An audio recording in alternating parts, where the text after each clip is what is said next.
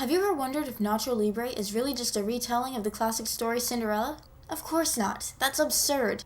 Or is it? Hey guys, welcome back to the Jade Louse channel, and today we're going to be talking about Nacho Libre. Could it possibly be a retelling of Cinderella?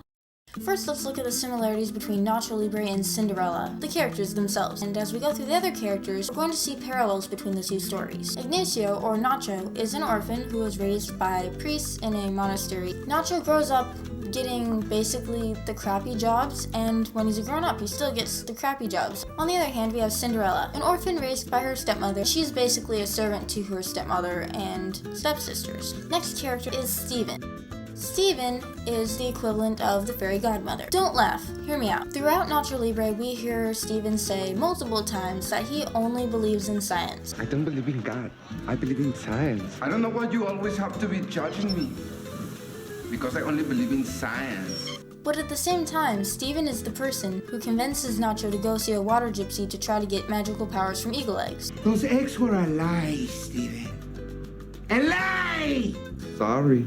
So a major part of the movie is that Nacho wants to be a luchador fighter, and he sort of needs Steven to accomplish that. I didn't really think of this until earlier today, but Steven is the whole reason Nacho gets to fight Ramses in the end. The other guy was gonna fight Ramses, but then Steven ran over his foot so he couldn't fight. At the point when everything's at its worst, everything's ruined and Cinderella has no chance of getting to the ball, the fairy godmother shows up and fixes everything. Just like in Nacho Libre, when everything's at its worst, when Nacho is out in the desert, How did you find me here? Steven comes and fixes everything. Steven also tries to help Nacho impress Sister Encarnacion, like when he brings the guys to beat him up, and then he's supposed to beat them up instead, and then it doesn't work. Although Steven isn't always the most successful at helping Nacho, he does try to help him. Character number 3, Diarrhea Man. Do you not realize I have had diarrhea since Easter's? This guy is the equivalent of an evil stepsister. He's the one who puts Nacho through the most crap. Look alive! He's the one who's bullying him and making him do all the work no one else wants to do. Maybe I am not meant for these duties. Cooking duty. Dead guy duty. Maybe it's time for me to get a better duty. I feel like if you've seen Nacho Libre and you know the story of Cinderella, this is fairly obvious. I don't feel like there's a lot of explaining that needs to be done for this one. Also, this guy is trying to keep Nacho away from Sister Encarnacion because he likes her. Which brings us to Sister Encarnacion herself, our 4th character we're going to be looking at, and she's the equivalent of Prince Charming. In Nacho Libre, originally he just wants to become a fighter, and then he likes Encarnacion, and then he wants to fight Ramses. And in Cinderella, I feel like the only goal was to go to the ball. I don't know if there's anything else beyond that. Anyways, Sister Encarnacion is pretty much perfect, I guess, like Prince Charming, except for he's boring and has no personality because he has no screen time. Sister Encarnacion at least had a lot of screen time. We all get to know her, we all get to like her. Next character is the old priest. This is the worst lunch I ever had. I don't know what his name is either. He's not in the movie a whole lot. He doesn't do anything to help Nacho, and he certainly doesn't stop the other monk from being mean to him.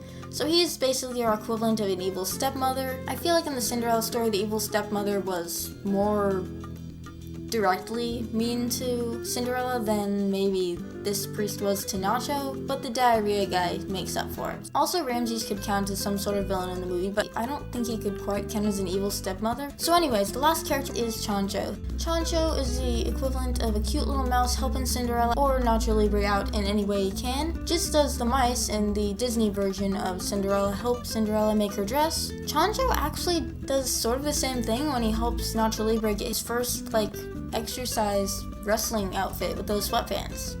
Chancho, I need to borrow some sweats. Are you leaving us?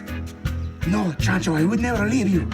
I just need to borrow some sweats. There are lots of Cinderella adaptations, and I'm sure that these points will work for multiple adaptations, but yeah, the Chancho parallel, that's kind of based on the Disney cartoon, but here's the thing. Whether you like it or not, once Disney gets their hands on something, they pretty much saturate the world with their version of that thing, and it becomes iconic whether you like it or not. One more thing I'd like to say just overall, yes, it's directly related to the Disney cartoon. In Nacho Libre, Nacho has a few particular colors his character wears. So first he wears brown as a monk, and then later on he wears gray when he's just starting out fighting, and then once he has an outfit for fighting as a luchador, he wears red and blue. But the color I want us to focus on is blue. Not because of Cinderella's ball gown being blue. I watched Modern Girls video, I know it's not blue, it's white and silver. Blue is kind of Nacho's signature color. Yes, he wears red with the blue when he's fighting, but the clothes he wears when he's not the monster and not fighting are light blue. I really love their use of this light blue color in the movie, and I could talk about that for longer. The point is, the cartoon Cinderella wears blue and brown. Those are like her servant clothes. I haven't seen the movie in like years, but it seems like her nightgown she slept in is like light blue too.